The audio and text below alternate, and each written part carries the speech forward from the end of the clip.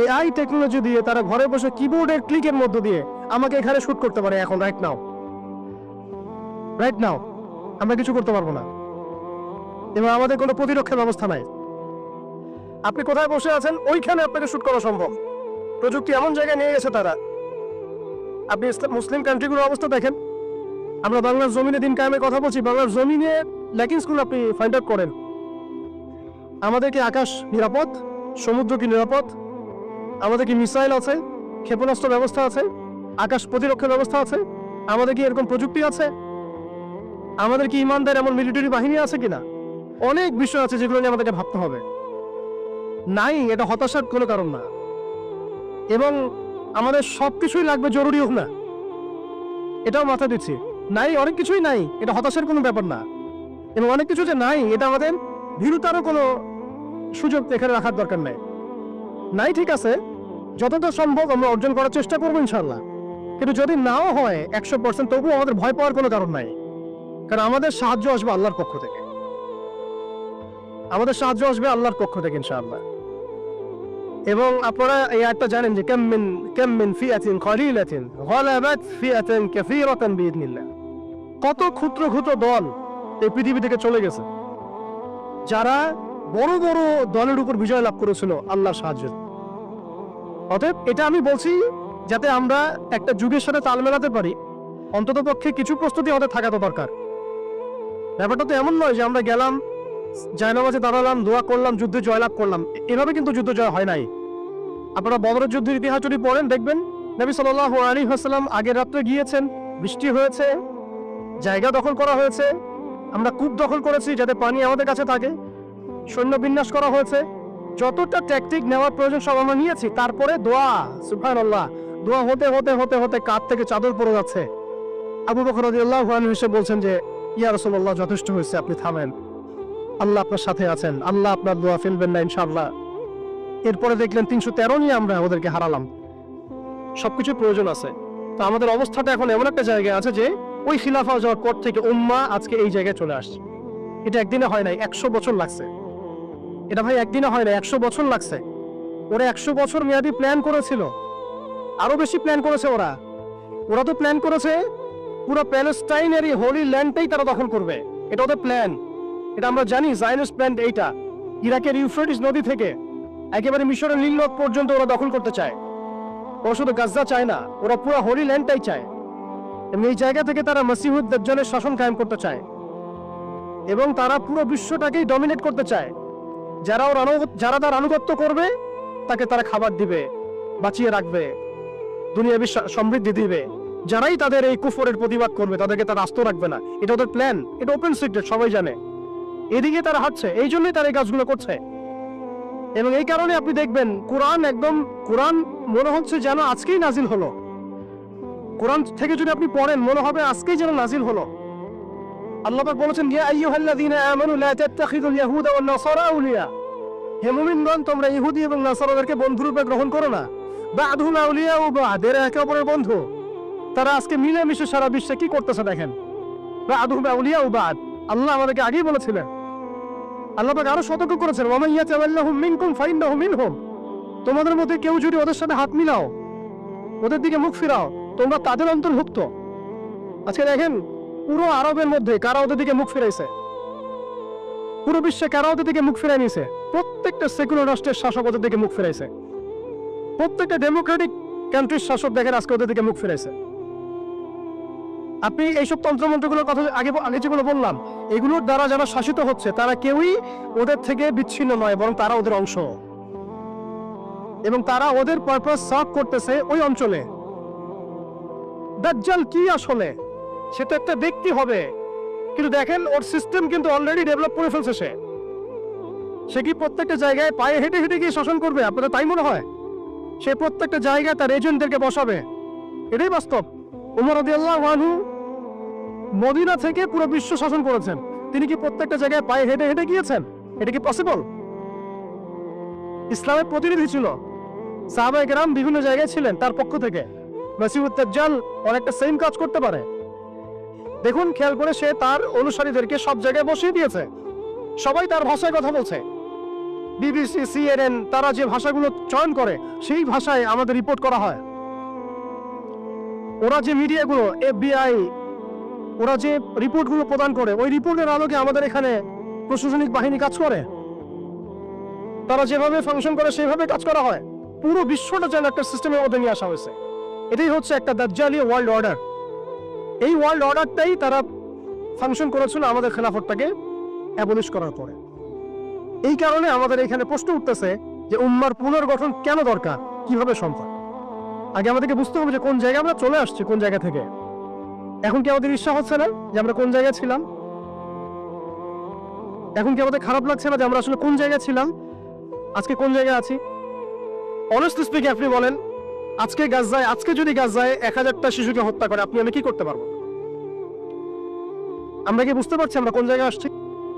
আর স্মরণ করেন সেই সময় কথা যখন একটা মুসলিম যুবতীর উপর চোখ তুলে তাকানোর অধিকার কারো ছিল না, এই ক্ষমতা কারো ছিল না। চোখ তুলে ফেলতাম একেবারে আমরা। ঘরের ভিতরে যদি বাইরে থেকে কেউ তাকাতো অন্যায়ভাবে চোখ উপড়ায় ফেলতাম আমরা। একটা মুসলিম রমণীর সম্ভ্রমহানি করা হয়েছিল এই সাবকন্টিনেন্টে, এই সিন্ধুতে, মনে আছে আপনাদের? তার সম্ভ্রমের জন্য, তার সম্ভ্রম বাঁচানোর জন্য পুরা মুহাম্মদ বিন কাসিমের জাইশ আসছে। আপনি আমি কি চিন্তা করতে পারছি আমরা কোন জায়গায় ছিলাম? আজকে আপনি দেখলেন রেলে একটা মেয়ে যাচ্ছে ইন্ডিয়াতে, তার নিকাব খুলে ফেলা হলে কেউ কিছু করতে পারলো না। ওরা জোরে জোরে বলছে বল বল জয় শ্রীরাম বল, তারপর ছাড়বে না, আউযুবিল্লাহি মিন যালিক। বল জয় শ্রীরাম, তারপর ছাড়বো তোকে। বল মোদিজি কি জয়, তারপর ছাড়বো তোকে। চিন্তা করছেন আমরা কোন জায়গায় আসছি? আমাদের কি ভারতে মসজিদের অভাব আছে, মাদ্রাসার অভাব আছে? ভারতে কি মুসলমানদের সংখ্যার অভাব? তাহলে কেন এই জায়গায় আসলো? একটাই কারণ, রাজনৈতিক শক্তি না থাকলে উম্মার অবস্থাই হয়। রাজনৈতিক শক্তি, হ্যাঁ রাজনৈতিক শক্তি হচ্ছে এখন আমাদের মূল লক্ষ্য হওয়া দরকার। একটা অঞ্চলে ইসলামী ইমারা শরিয়া কায়েম করার জন্য 100% মানুষের 100% পরিপূর্ণ মুসলিম হওয়া শর্ত না। জি, বরং একটা অঞ্চলের মানুষের মধ্যে যদি মুসলিমের মানুষও একদম খালেস মুখলেস হয়, মুত্তাকি হয়, পরহেজগার হয়, ইমানদার হয়, একদম সিরাতের আদলে সব সুন্নাহগুলো মেনে চলে, ওই গুটি কয়েক মানুষের দ্বারা ইনশাআল্লাহ একটা বড় অঞ্চলে খেলাফত প্রতিষ্ঠা করা সম্ভব। আমি একটা এক্সাম্পল দিচ্ছি, আমি আমার আউট অফ হেডস কথা বলছি না। মদিনা রাষ্ট্র যখন কায়েম হয়েছে আমাদের কি মনে হয় মদিনার 100% মানুষই মুসলিম হয়েছিল? কখনোই না। মদিনায় আনসার সাহাবী তারা মুসলিম ছিলেন, আওস ও খাজ্জাজ গোত্রের, হিজরত করে গিয়েছেন মুহাজির সাহাবীরা, এতটুকু ইসলাম, এতটুকু মুসলিম আমাদের। বাকি বহু অংশে মুনাফিক, আব্দুল্লাহ বিন উবাইর অনুসারী, আর বড় বড় 3টা গোত্র আছে ইহুদিদের, বনু কোরাইজার, বনু কাইনুকার, বনু নাজিরের, খায়বার ইহুদিরা আছে, পত্তলিকরা আছে, কিছু নাসারাও আছে আশেপাশে। তারপরেও সেখানে ইসলামী রাষ্ট্র কায়েম হয়েছে। এই শর্তটা যারা জুড়ে দিচ্ছেন এটা ঠিক হচ্ছে না, যে একদম 100% মানুষের ইসলাম না হওয়া পর্যন্ত আমাদের এখানে ইসলামী শরিয়া কায়েম করা যাবে না, এই কনসেপ্ট ঠিক না। বরং আপনি দেখেন, একটু খেয়াল করে দেখেন, একটা এক্সাম্পল দেই, জুলাই অভ্যুত্থান, ঠিক আছে? এই সময় মাঠে ময়দানে ছিল সব মিলায় ধরেন 20% মানুষ এই বাংলাদেশের, বাকি 80% মানুষ ঘরেই ছিল, আজও ঘরে আছে, শরিয়া কায়েম হলেও ঘরেই থাকবে। আপনি খেয়াল করে দেখেন, তাদের কিছু যায় আসে নাই, তারা যেভাবে ছিল সেভাবে আছে। আগে ছিল একটা শাসন, তাদের কাছে মনে হচ্ছে এখন আরেকটা শাসন আসবে। তাদের চিন্তাতে এতটুকু, চিন্তার লিমিটেশন এতটুকুই। একজন গেছে আরেকজন আসবে, একটা গুদ গেছে আরেকটা গুদ আসবে, মদের বোতল চেঞ্জ হবে, মদ সেম থাকবে, ওদের চিন্তাটা এমনই। তো এত মানে আমাদের কঠোর চিন্তার প্রয়োজন নাই যে 100% মানুষ মুসলমান পরিপূর্ণ না হওয়া পর্যন্ত শরিয়া কায়েম হবে না। না, আমি এই পয়েন্টটাতে একটু সময় নিয়ে নিলাম। দেখেন ভারতের অবস্থাটা আমাদেরকে খুব পীড়া দিচ্ছে। ভারতের অবস্থা আমাদেরকে অনেক পীড়া দিচ্ছে না? এটা দেওয়ার পরেও কিন্তু আপনি আমি কিছু করতে পারছি না। এটা যদি আল্লাহ না করুক যদি এটা বাংলাদেশে হয়, আল্লাহ না করুক এটা যদি বাংলাদেশে হয়, তখন আপনার ফতোয়া কি হবে, আমাদের ফতোয়া কি হবে, এটা আমাদের এখন স্পষ্ট করা উচিত। এবং যেটার আশঙ্কা আমরা করি সেটার প্রিপারেশন কেন আমরা নিব না? যেটার আশঙ্কা আমরা করি বা যেটা আমরা বুঝতে পারছি এটা হতেই পারে, অসম্ভব কিছু না, তাহলে তার প্রিপারেশন আমরা কেন রাখবো না? এটা আমার প্রশ্ন আর কি। ভারতের মুসলিমরা কি কখনো ভেবেছিল আজকে থেকে 10 বছর আগে এমনটা হবে? ওয়াকফ বিলের মাধ্যমে আমাদের সব সম্পত্তি তারা গ্রাস করে ফেলবে, কেউ কি ভাবছে? আচ্ছা আমাকে একটা প্রশ্ন উত্তর দেন, আগামীকাল যদি দারুল উলুম দেওবন্দ তারা দখল করে ফেলে, বলেন আগামীকাল যদি তারা বলে দারুল উলুম দেওবন্দ আমাদের, এখান থেকে বের হও সবাই, কি করবেন আপনারা? না আমরা কি করবো? ফতোয়া কি আসবে? কোন স্ট্রং ফতোয়া আসবে কিনা? সেটাকে প্রতিহত করার জন্য আমাদের জীবন দেওয়ার প্রশ্ন আসবে কিনা? এটাই তো কথা। যদি হ্যাঁ হয়, তাহলে আজকে আমরা ভারতের মুসলমানদেরকে মৃত্যুর হাতে ছেড়ে দিচ্ছি কিভাবে? আর যদি না হয় তাহলে তো কিছু বলার নাই। মানে আমাদের সামনে রাস্তা তো দুইটা, হয় তাদের সামনে, আমাদের বলতে আমি তাদেরকে আমাদের অন্তর্ভুক্ত করে বোঝাচ্ছি, তাদের সামনে রাস্তা দুইটা, হয় এখন তাদের মার খেয়ে মরবে জিল্লতির সাথে, থুতু চাটাচ্ছে তারা রাস্তায়, আমাদের মুসলিম ভাই থেকে তারা থুতু চাটাচ্ছে রাস্তায়, মেয়েদেরকে নগ্ন করতেছে, বাড়িঘর জ্বালাই দিচ্ছে, মসজিদ ভেঙে দিচ্ছে, মাদ্রাসা দখল করতেছে, গরুর গোশত নিয়ে গেলে পিটায় মেরে ফেলতেছে, বাবার সামনে মেয়েকে ধর্ষণ করতেছে। সবচেয়ে বড় কথা, আমাদের নিরপরাধ ভাইদেরকে তারা একটা ইস্যু ক্রিয়েট করে হত্যা করতেছে। এটা একটা জেনোসাইড, গাজার মতোই একটা অবস্থা তারা সৃষ্টি করছে ভারতে, কাশ্মীরে। কথা হচ্ছে তাদের সামনে অপশন কয়টা, হয় তারা এই জিল্লতিগুলো সহ্য করে এভাবে লাঞ্ছনা মৃত্যু মরবে, অথবা প্রতিহত করে শাহাদাতের মর্যাদায় মারা যাবে, শহীদ হবে। এর বাইরে কোনো রাস্তা আছে কিনা? এখন আমরা যদি আমাদের পার্শ্ববর্তী অঞ্চল সম্পর্কে সচেতন থাকি, তাহলে আমাদের অভ্যন্তরীণ বিষয়গুলো সম্পর্কে আমাদের সচেতন থাকা উচিত কি উচিত না? আমাদের উম্মার ফিকির অনেক গভীর, এই জন্য আমি বলেছিলাম শুরুতে অনেক কথা আছে। আসেন একটু শেষ করি, অনেক লম্বা হয়ে যাবে আপনাদের। প্রিয় ভাইরা,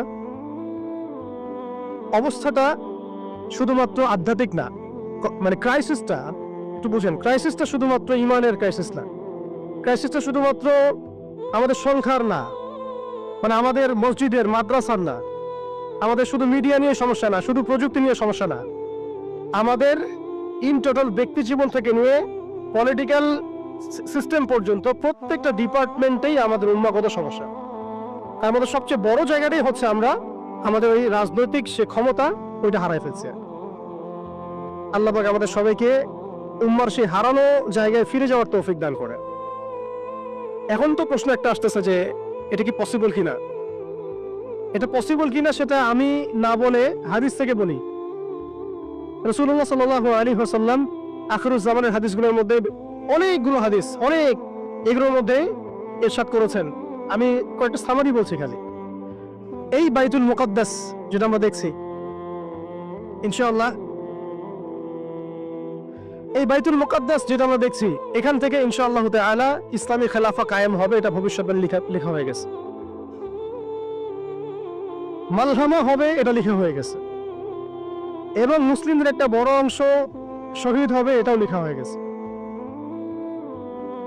মুসলিমদের একটা অংশ এই যুদ্ধে জয়লাভ করবে, এটাও লেখা হয়ে গেছে।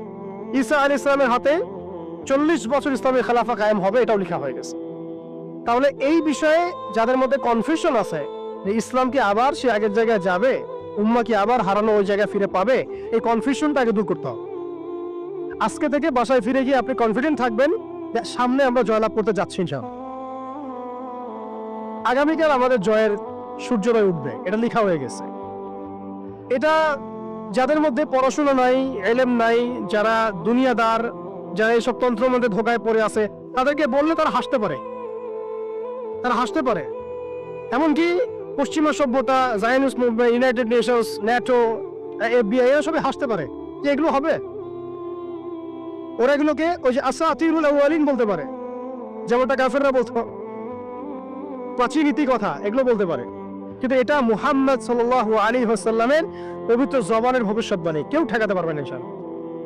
অতএব এখন যেহেতু আমরা আমাদের গন্তব্যটা জানি, এই জায়গায় আমরা যাবো ইনশাআল্লাহ, অতীতটাও জানছি কোথায় ছিলাম, মাঝখানে কিভাবে আমরা এই জায়গায় আসলাম সেটাও জানলাম। এখন 2 মিনিটে আমি শুরু বলতে চাচ্ছি যে কোন কাজগুলো আমাদেরকে করতে হবে। এটা আজকে একটু মেমোরাইজ করার চেষ্টা করতে হবে। ফার্স্ট অফ অল ভাই, ব্যক্তি থেকেই শুরু হয়। আপনি আমি আজকে থেকে চিন্তা করব, একটু ধৈর্য ধরেন, জাস্ট 5 মিনিট। আপনি আমি আজকে থেকে চিন্তা করব যে আমরা পৃথিবীতে বেঁচে আছি কিছু, বরং আমাদের বেঁচে থাকার কারণটা কি। আপনি আমি পৃথিবীতে বেঁচে আছি কেন? আল্লাহ পাক আমাকে আপনাকে হায়াতে রাখছেন কেন? দুইটা কাজ আমাদের। যত কিছু আমাদের আশেপাশে ঘুরতেছে, স্ত্রী, সন্তান, ব্যবসা বাণিজ্য, চাকরি বাকরি, এইটা সেইটা, এগুলো সবই গৌণ। আমাদের মুখ্য কাজ দুইটা: আল্লাহর ইবাদত করা, তার জমিনে তার দিন কায়েম করা। বাকি সবকিছু এর আওতাভুক্ত। ইবাদতের মধ্যে এটা কাউন্ট হবে। আমার সন্তানের প্রতিপালন, স্ত্রী ভরণ পোষণ সব ঠিক আছে, কিন্তু আমার মূল কাজ দুইটা। এক, আমি ওয়া খালাকুল জিন্না ওয়াল ইনসা ইল্লা লিয়াবুদুন, এর উপর আমল করব। আরেকটা আমি শুরুতে বলেছিলাম, ইন্নাল্লাহা লা ইউগাইয়িরু মা বিকওমিন হাত্তা ইউগাইয়িরু মা বিআনফুসিহিম। আল্লাহ পাক কোন কওমের অবস্থা ততক্ষণ পর্যন্ত পরিবর্তন করেন না যতক্ষণ সেই কওম তাদের নিজেদের অবস্থা পরিবর্তনের ফিকির না করে, চেষ্টা না করে। অতএব শুরুটা ব্যক্তি থেকে হবে। আমরা সবাই নিয়াত করতে পারি ইনশাআল্লাহ যে আমরা আমাদের আগামী পুরা জীবনটা শুধু এক আল্লাহর জন্য ঢেলে দিব ইনশাআল্লাহ। আমাদের সব কাজ হবে আল্লাহর সন্তুষ্টির জন্য। মৌলিক কাজ হবে দুইটা: আল্লাহর ইবাদত করা এবং তার জমিনে তার দিন কায়েমের চেষ্টা করা। দুই নাম্বার হচ্ছে ভাই, পরিপূর্ণ ইসলামে প্রবেশ করতে হবে। আংশিক ইসলাম প্র্যাকটিস করলে এখন আর চলবে না। অনেক হয়েছে, ওয়াজ তো শুনতেছেন 10 বছর থেকে। আমি তো মুসলিম পরিবারের সন্তান।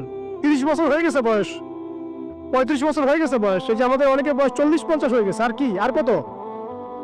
দুনিয়া তো দেখলাম, দুনিয়া তো যথেষ্ট দেখলাম। অতএব পরিপূর্ণ ইসলামে প্রবেশ করতে হবে। এটার মাধ্যম হচ্ছে আল্লাহ পাকের সব হালাল মেনে চলবো, হারাম মেনে চলবো, সব আদেশ মেনে চলবো, নিষেধ ছেড়ে দেবো, সুন্নাহ ভিত্তিক জীবনযাপন করবো ইনশাআল্লাহ।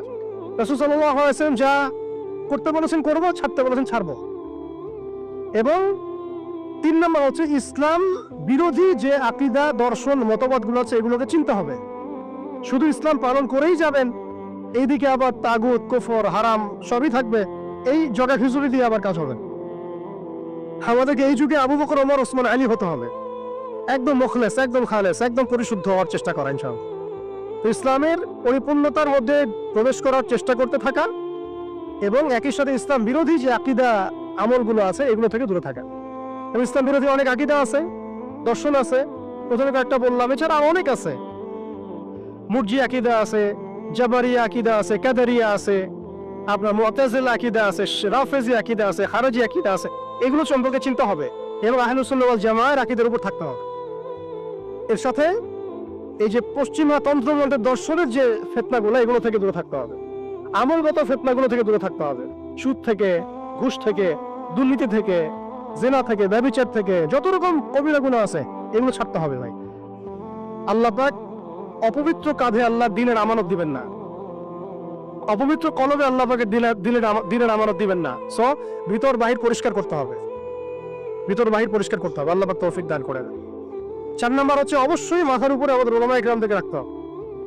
ওলামা বিবর্জিত কোনো জেনারেশন কখনো সফল হতে পারবে না।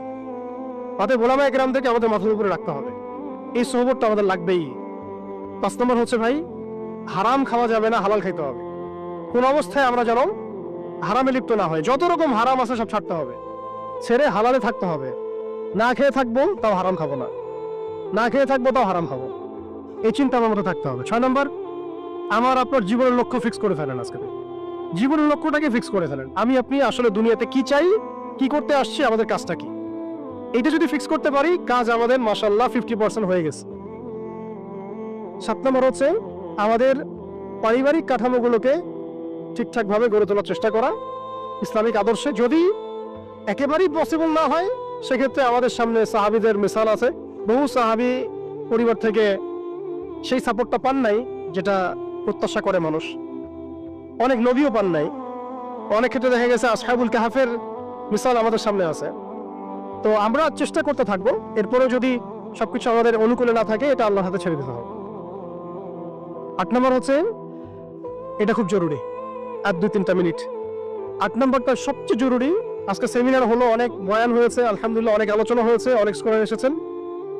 8 নম্বরটার উপর আমল যদি আমরা না করতে পারি, আমরা শুধু সেমিনারই করতে থাকবো, বাংলার জমিনে শরিয়া কায়েম করতে পারবো না। আমি একটু খোলামেলা বলে দিই, আর রাগ করেন না।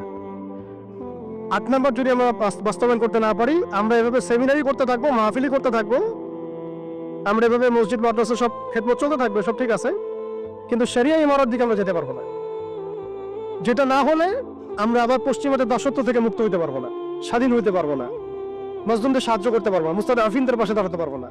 ওইটা করতে হলে আমাদেরকে ওই জায়গায় যেতেই হবে, ওই শরিয়ার জায়গায় যেতেই হবে। সেটা কি? সেটা হচ্ছে আমাদের দরকার একটা জামাআত দরকার। আমাদের এখন বিশুদ্ধ আকীদা এবং বিশুদ্ধ মানহাজের একটা জামাআত বাংলাদেশে অবশ্যই অবশ্যই জরুরি ভিত্তিতে দরকার। বাংলাদেশে অনেক কিছু আছে, অনেক প্ল্যাটফর্ম আছে, ঠিক আছে, আমি এগুলো সম্পর্কে অবগত আছি। সব কিছু বিবেচনা করে আমি আবার আমার জায়গা থেকে জোর দিয়ে বলছি, বাংলাদেশে বিশুদ্ধ আকীদার, বিশুদ্ধ মানহাজের, তাওহীদপন্থী মানুষদের, যারা আল্লাহর জমিন, আল্লাহর দ্বীনের বিজয় দেখতে চান, তথাকথিত পশ্চিমাদের পদ্ধতির নয় বরং সিরাতের আদলে যারা দেখতে চান, তাদের অবশ্যই অনতিবিলম্বে ঐক্যবদ্ধ হতে হবে। যদি ঐক্যবদ্ধ হতে না পারি আমরা অস্তিত্ব সংকটে পড়ব, আমরা অস্তিত্ব সংকটে পড়ব। আগামীতে আপনি হবেন টার্গেট, আপনি হবেন ডিহিউম্যানাইজ করার মূল উপকরণ, মূল মাধ্যম। এবং আমরা যদি ঐক্যবদ্ধ হতে পারি, আমরা যদি সংখ্যায় কমও হই, ইনশাআল্লাহ আযজা ওয়া জাল আল্লাহ পাক এই অঞ্চলের জন্য আমাদেরকে কবুল করবেন ইনশাআল্লাহ। দেখবেন এই অঞ্চলে কালিমা লা ইলাহা ইল্লাল্লাহ মুহাম্মাদুর রাসূলুল্লাহর পতাকা আমাদের হাতেই উঠবে ইনশাআল্লাহ। বৈশ্বিক অনেক কাজ হচ্ছে, এটা হচ্ছে আলহামদুলিল্লাহ, এটা আল্লাহর হুকুমেই হচ্ছে। যারা কাজ করছে তারা কিন্তু এককভাবে করছে না, তারাও এভাবে জামায়াত গঠন করেই কাজ করছে। তাদেরও আমির আছে, তাদেরও মামুর আছে, আসসামু ওয়া তাআ আছে, তাদেরও বায়আ আছে। এগুলো যদি আমাদের মধ্যে না আসে, আমরাও এভাবেই যে সেমিনার করতে থাকবো, এর বেশি হয়তো আমরা কিছু করতে পারবো না। হয়তোবা আমরা চাই অনতিবিলম্বে বাংলাদেশে তাওহীদপন্থী মানুষদের একটা কাফেলা করে উঠুক। এ বিষয়ে আপনার একমত কিনা? এ বিষয়ে কি আপনাদের মতামত আছে কিনা? আপনারা আল্লাহর কাছে দোয়া করতে থাকেন, আল্লাহ যেন এমন একটা জামায়াত করে দেন, এমন একটা ইমারা এনে দেন, এমন একটা মামুর আল্লাহ পাক তৈরি করে দেন, এবং এমন এমন যোগ্য আমির আল্লাহ পাক নিয়ে এসে দেন, যাদের ঐক্যবদ্ধ প্রচেষ্টায় বাংলাদেশে ইনশাআল্লাহ শরিয়া কায়েম হবে।